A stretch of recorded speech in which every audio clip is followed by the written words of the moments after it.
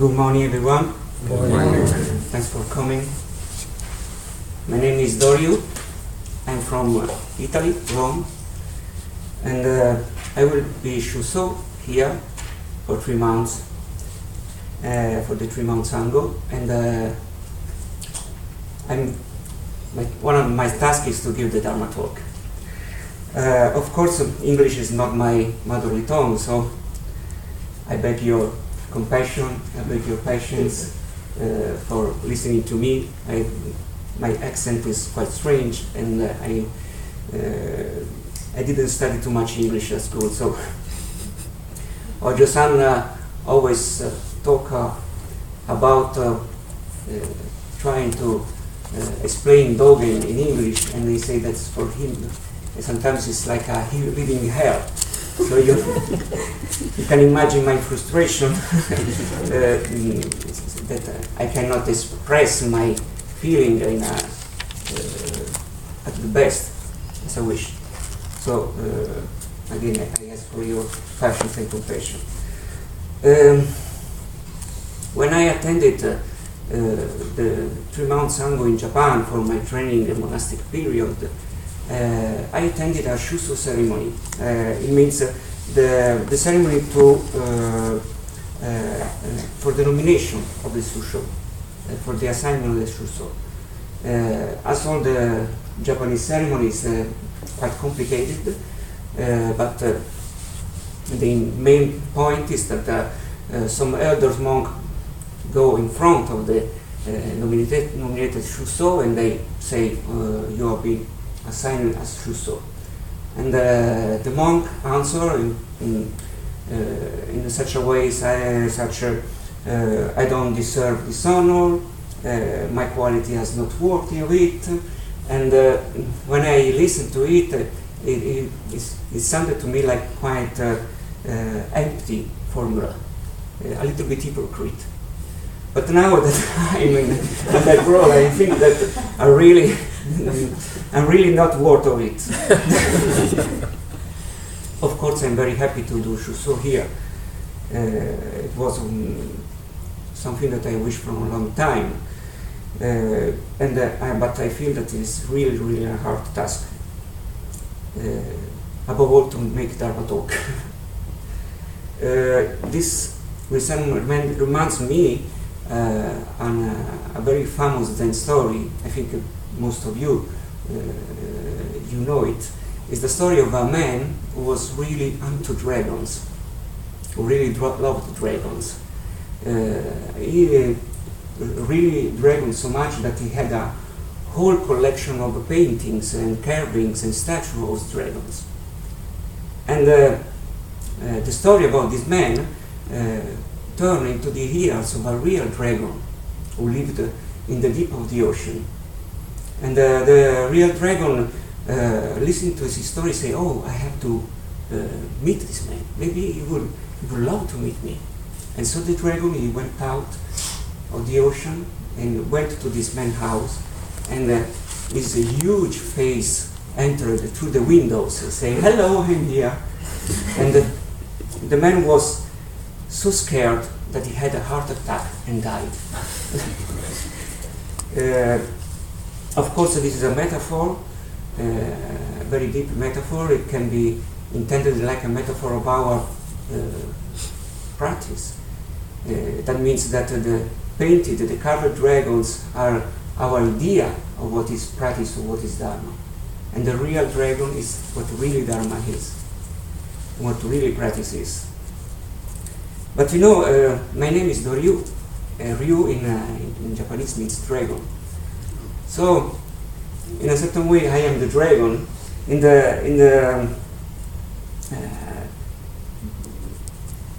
the sense that the carved dragons, the painted dragons, is my life as I would like to be. It's like when we post our photos on Facebook, we try to give an image of our life as we would like it to be. Are my wishes, are my desires about my life. And that there is the real dragon. It is my real life, as really I am. my contradiction, my ambition, my conflict, my weakness. And is my life as it is. That is for me the real dragon. And talk about my life, of my path, is talking about my fear to face the real dragon. The fear to face myself. But you know, Dogen Zenji is the founder of our Japanese Soto school, often talk about this story. And he says, do not be scared by the real dragon. Do not fear to meet the real dragon. And so that's what I would like to do, not to be scared of my real self, trying to meet my real self. But there is a quote of Dogen Zenji that he wrote in the Zenshin. He says, do not stuck in loving a carved dragon. We should go forward and love the real dragon. We should study that both the carved dragon and the real dragon have the power of forming clouds and rain. Forming clouds and rain is the task of the dragon. The task of the dragon is to give the water, to give fertility, to be fruitful. But it's nice that Dogen Zenji says we have to love both the real dragon and the carved dragon.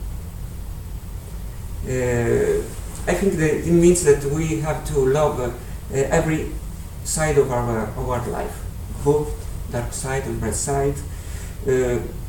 He says that even carved dragons can be, it means in our concept, our projection of how our life should be, they can be fruitful, they can be fertile.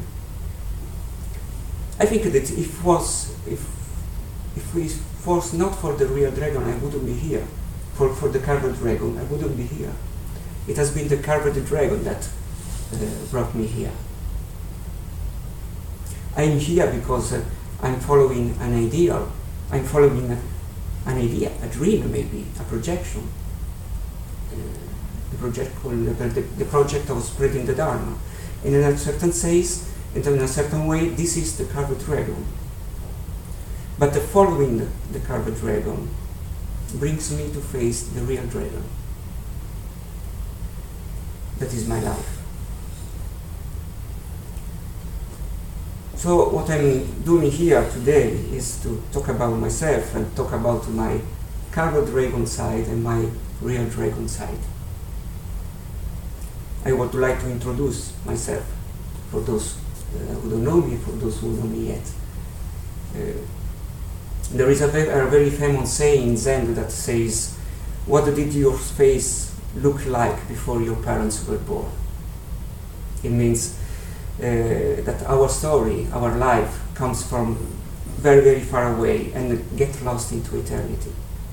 We are a product of a lot, million, billion things, environments, and in which are born, the nature of the nurturing disposition of our parents, of our ancestors, of our culture. It means that our life get lost into eternity. I won't go that far. I will start talking about my mother. When my mother was pregnant of me, was waiting for me to born, my mother is very religious one. Of course, she's a Catholic, very, very devotee.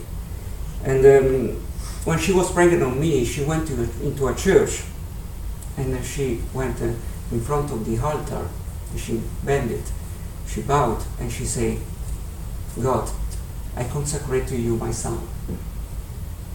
If it is your will, please let him become a priest.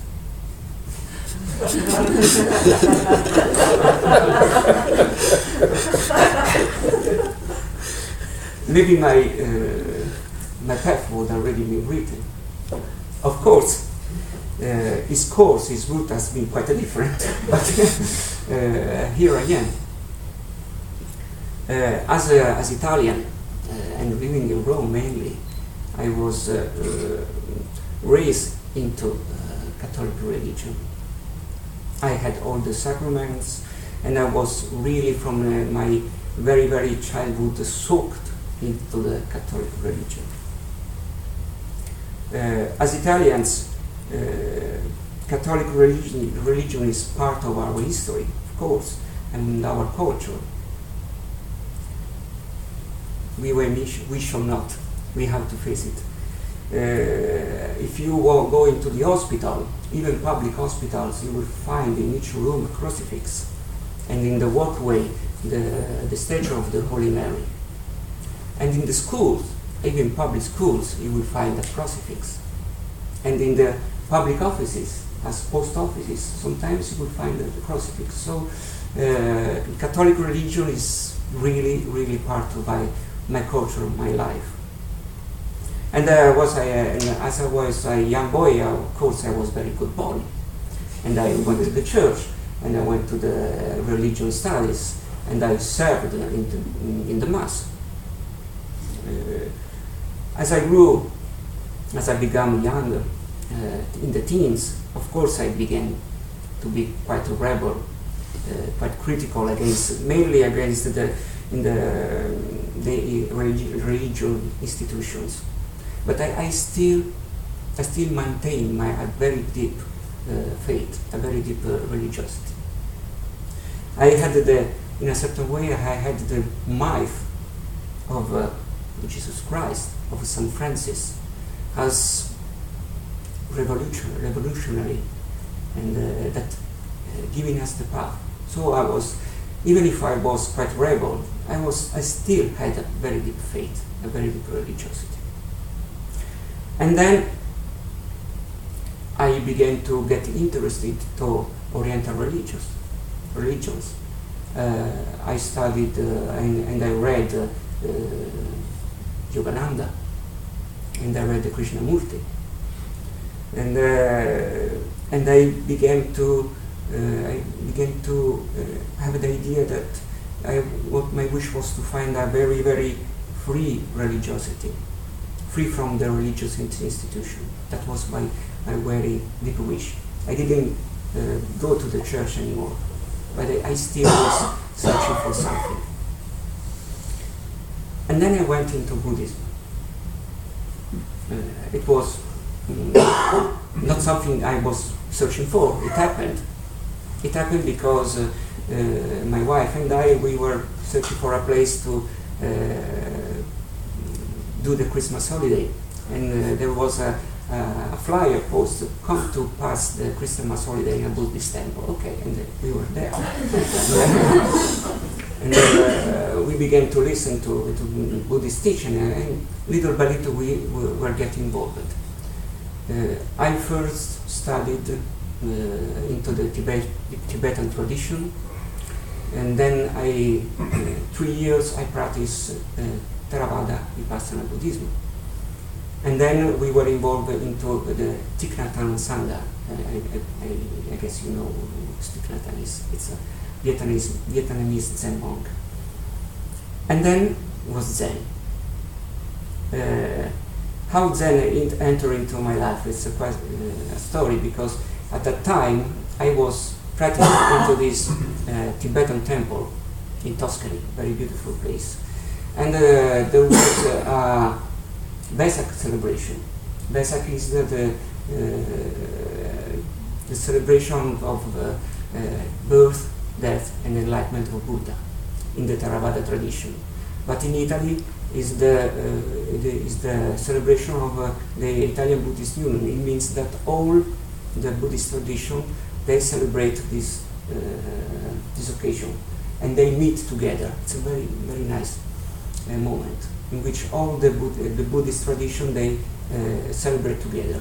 And I was in this Tibetan temple, and I was attending this celebration. I saw those black guys entering, and they were the posture was so amazing. It seems to me very dignified. And then when there was the moment of the praying of the Zen tradition, I saw these black guys doing this gesture. And I had a shock. I say, that's it. That's what I want. I was very, we are talking about the late 80s. I was very moved by the body posture of the Zen practitioners. And it impressed me a lot because I do work with the forms, I do work with the body. Me and my life, we are dancers, so we know how meaningful can be the body posture, and I know that truth, it exists into the body, and I know that spirituality can be expressed, can be manifested by the body. And so I was really shocked, and I was very attracted by the forms of Zen. You know, Zen, it can be very formal. There are a lot of ceremonies, a lot of gestures, and it really charmed me. And I was really attracted by this. And in my inside, I expressed the wish, oh, one day I will practice Zen. But there was another reason that attracted me towards Zen. I believed, and maybe I still believe, that Zen could be the hardest path, the toughest one. So I was attracted, but at the same time I was quite frightened by it. At that time, there were a lot of legends, of myths about the hardness of Zen. We were talking about the heart meditation, the long time sitting, and the kyosaku, the stick broken into the neck of the practitioner, the screams and the shouts and the kicks, and oh my God, that would be very special, very tough. In Italy there is one Zen monastery, I know it quite well, and it's very hard place for practice. And Shotai-san knows what I'm talking about. So in a certain way I was very attracted by this toughness, this harshness, this hardness. And then it happened that Zen knocked on my door. Me and my wife, we have a place with a hall, and in that time we were practicing in the Thich Nhat Hanh Sangha, and so we hosted the Thich Nhat Hanh Sangha at our place. And one day a group of Zen practitioners knocked at our door, saying, we are looking for a place to practice. Oh, that's great. Can we join you? Okay. And so this informal practice group of Zen began to practice at my center, at our center. But then we realized that such an informal group was not enough. And so we were searching for a guide. And I contacted a monk who lived in the north of Italy, a Zen monk. And he came from time to time, giving sesshin, giving dharma talks, doing retreats. And this was good. And then this monk introduced us to his teacher, that is a French teacher, a disciple of Taiten Deshimaru Roshi. Taiten Deshimaru Roshi was the Japanese monk who introduced Zen in Europe. This is a very big important figure in Europe for the Zen. And this French master, this French teacher was his disciple. And so we became students of this teacher. And so we entered into the Sangha. Me and my wife, we had Jukai in 1998, and then Tokudo. monk's ordination in 1999. Finally, I was inside that thing. And finally, I was inside that wondrous and mysterious path that is Zen. These wonderful practice. And I could also brag myself about it. Oh, I'm a Zen monk, finally. And I had the idea that Zen could transform me into something different, could really change me, could transform me in someone more strong, more tough. As I was a child, I was very weak one. I was frail, I was thin, I was quite insecure, and I was often bullied by other children, and this anxiety grows in me. And so I thought that Zen could really change me into a very strong person. Taiten Deshimaru Roshi, this Zen monk who introduced Zen in Europe, was a very, very tough one. He has a body posture like a lion, and his voice was roaring, and he was impressive. He has a huge charisma. He had like a samurai attitude. And his disciple, they, in a certain way, they continued this kind of attitude. Different one by one, changing, softening, but they still have this karma. And in this Sangha, I really thought that I could really become more strong.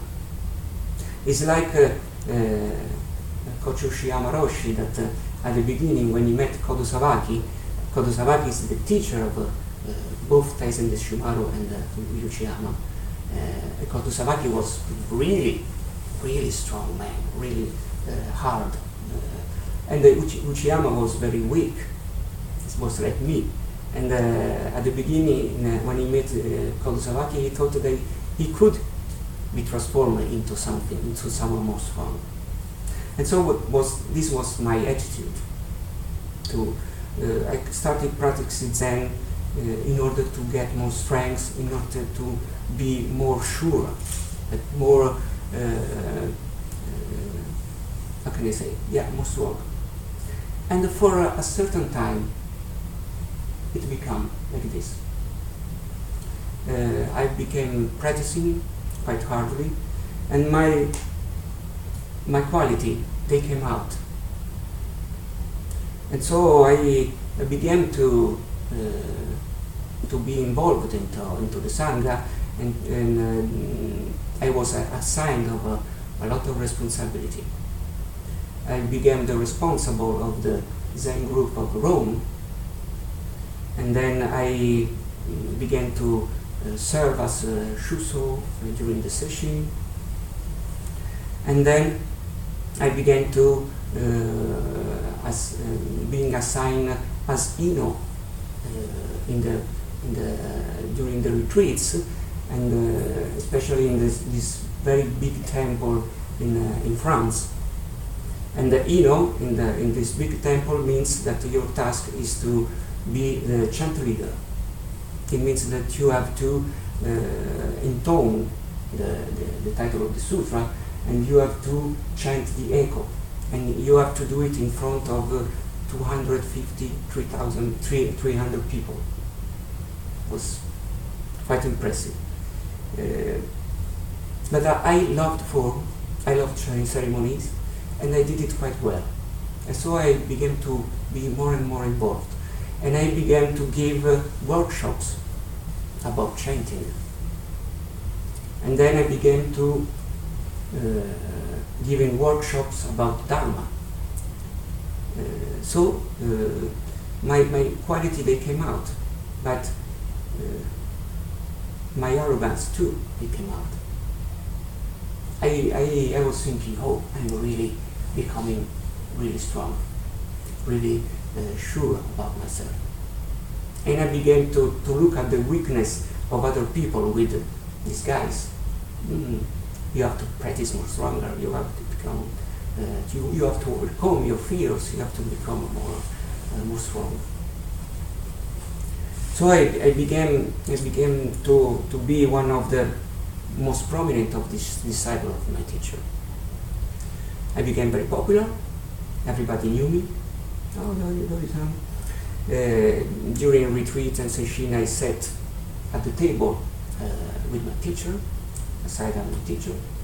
That means that among 300 people, you are between the 12, like the 12 apostles, sitting at the same table. So I was reaching the top. But there was a bad news.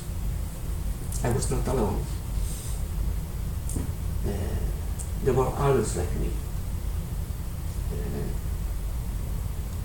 I realized that even in the religious practice, there can be a subtle and disguised competition among practitioners. Between we as prominent disciples, there was a struggle for power, a struggle for visibility, struggle for popularity.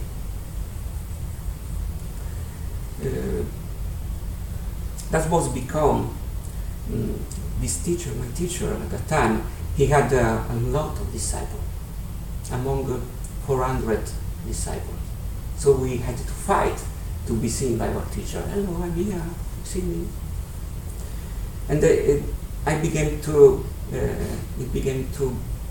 start such a kind of anxiety inside of me, to be inside. This kind of anxiety to reach, I don't know what, before the others. But I was not alone, as I said. It's quite human. All the other was more or less like me. In this temple in France, this is very, very big. There is the Buddha Hall that is huge. It can contain 300 people doing zazen, performing the ceremonies.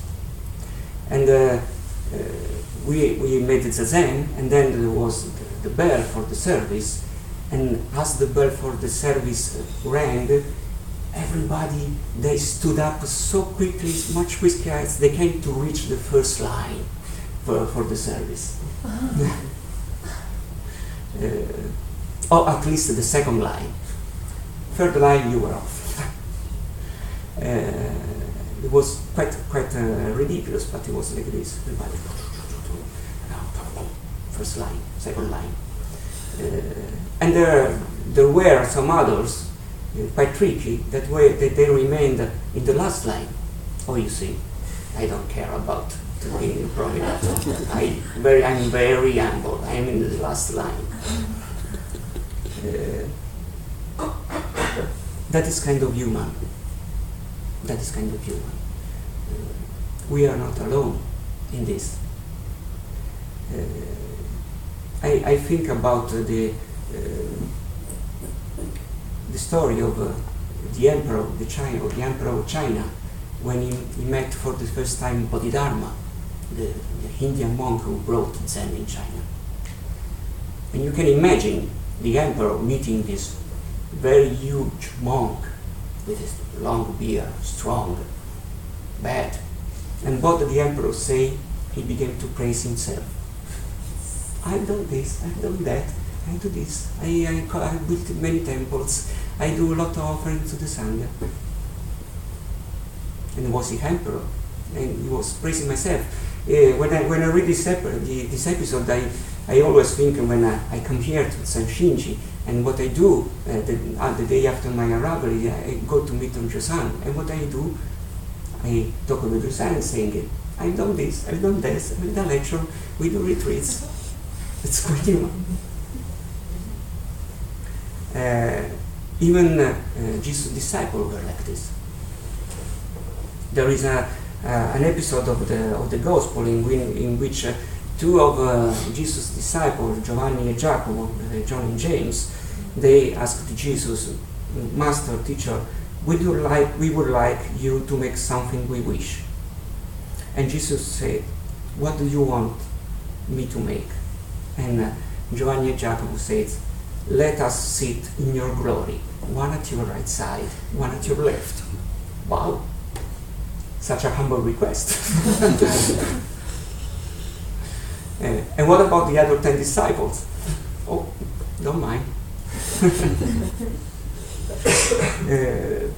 So it's quite human, and we must be aware of this in our spiritual practice. But this, for me, was different because it turned into a kind of neurosis for me.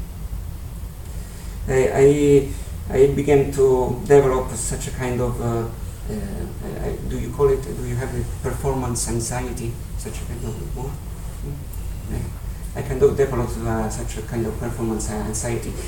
Whatever I did, I had to be perfect. I was struggling not to lose my position until the crackdown came. The strings was too tight. This is it. It was during a service, a ceremony. I had to chant because I was and my voice didn't come out. In front of 300 people, only a growl came out from my. was terrifying. Was very embarrassing. So I understood that there was something that was not right. My attitude was not right. I have to underline this. It was not at all fault of my teacher. My previous teacher is a very good one. He's very compassionate, he's very wise. It's what not his fault. It's my attitude that was wrong. But of course, the fact that he had so many disciples caused me a lot of anxiety. So I began to think that maybe what I needed was a more little Sangha. In the meantime, I have met Ojo-san. I met the first time during a series of a celebration for the 40 years of introduction in Europe, and I already read some of his writings, and so was very attractive. Then I was practicing the 3 months training the monastic period at this temple, and Ojo-san was one of our teachers. And so I already met him. There was a day in which the struggle for power turned into a series of problems within the Sangha, my local Sangha in Rome.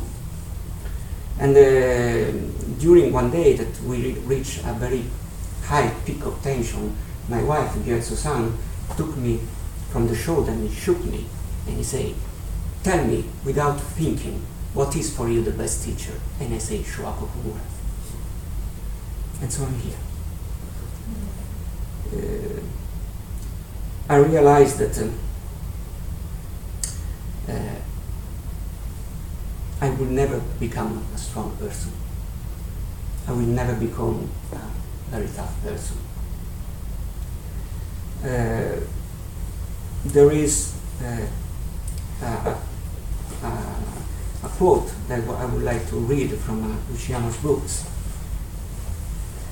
And he starts quoting a gospel, a quote from the gospel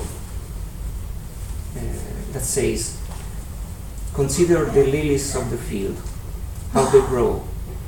They toil not, neither do they spin. And yet I say unto you that even Solomon in all his glory was not arrayed like one of these." And Ushiyama Roshi says, "Here the glory of life simply appears.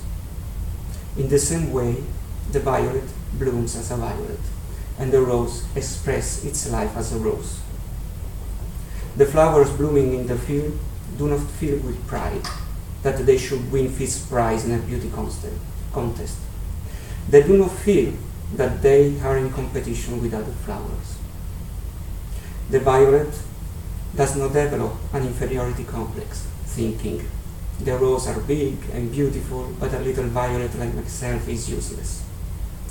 It doesn't say, with greed and impatience, I've got to become more efficient. It simply manifests its own life force with all its might. And then he goes on.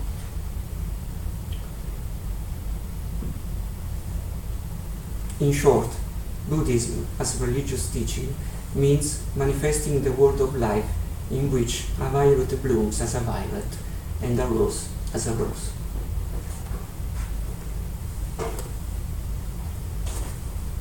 I realized that a violet cannot become a rose.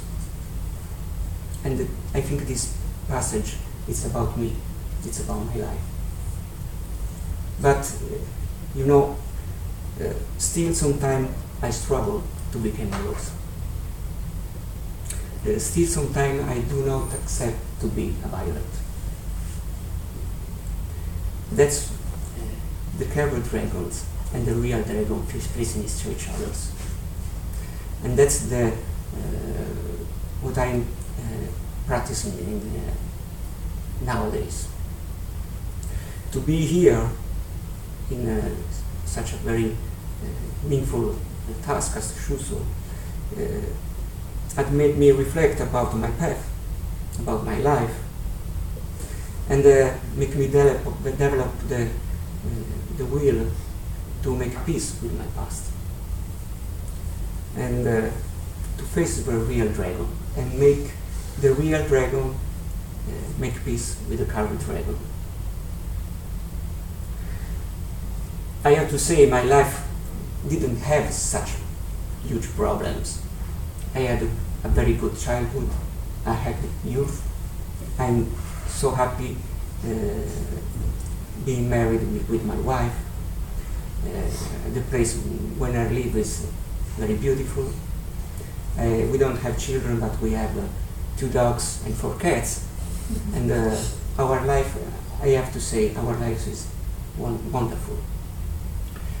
I have no particular problems, I have no particular issue, but as all other life, my life is full of contradiction, of dualism. Still, there is in me the contradiction between being a violet and being a rose, between being the Shimaru type like or Uchiyama type like. I don't know if I'm more a dancer or more a priest.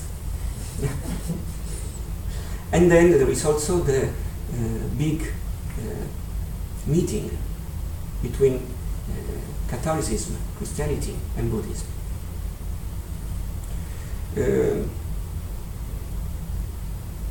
I had no particular reason to become Buddhist because I had no particular problems with Catholicism, with Christianity. But I did change. Now I am 100% Buddhist, and I'm happy to be it. In Rome I work in a project, interreligious project. We go in schools.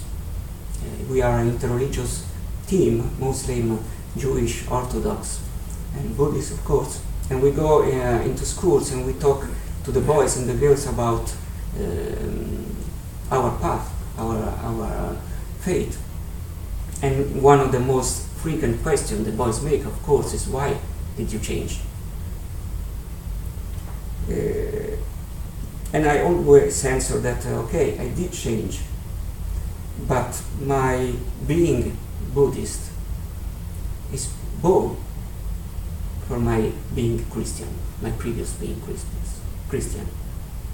My being Buddhist must not exclude at all my Christian background. I'm now 51, and I've been 35 years as a Catholic and 16 years as a Buddhist. It is something you cannot throw away in the West. So, what the topics about my Dharma talks will be some very simple reflection on very simple topics, trying to put close the Christian point of view and the Buddhist point of view. I don't want to confront, I don't want to oppose, neither I don't want to merge, neither I want to combine. I want simply put aside and make some very simple reflection about this. It might seem presumptuous. There are a lot of scholars that are doing this kind of stuff, but I don't want to be a scholar. I just want to share with you what these two paths they work inside me and how I do express this kind of dualisms, if you want. I will keep it very simple because my language is not appropriate. I hope to be very respectful. I was reading, preparing these Dharma talks. I started reading again the Gospels, and this was kind of interesting. Maybe I read the Gospel once when I was very young, but now I started to read it again. And there is an episode that in a certain way encourages me. This episode tells that the apostles went to Jesus saying, "You know, Jesus, there is one man who is pretending to act like you. It's a kind of cheat, you say, cheat. Yeah. He goes around and he talks to the people, and he even chase demons in your name." And they ask Jesus, "What shall we do? Shall we go to him and try to stop him?" And Jesus said, "No. Do not forbid him to do it." And he added, "The one who is not against me is for the one who is not against us is for us." So that I hope that will be the attitude of my thought. I don't want to talk against. I want to talk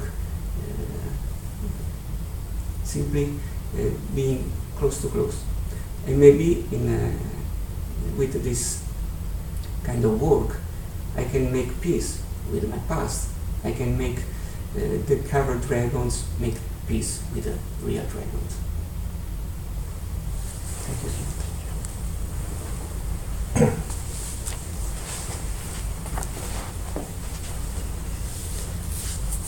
Doryu, are you taking questions? Oh, if you like, okay. If you want, please.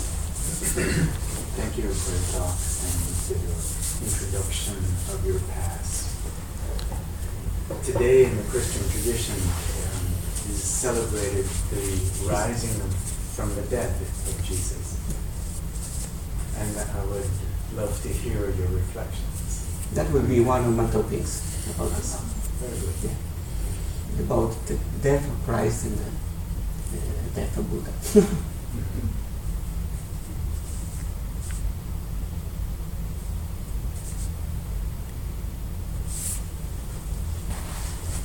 Okay.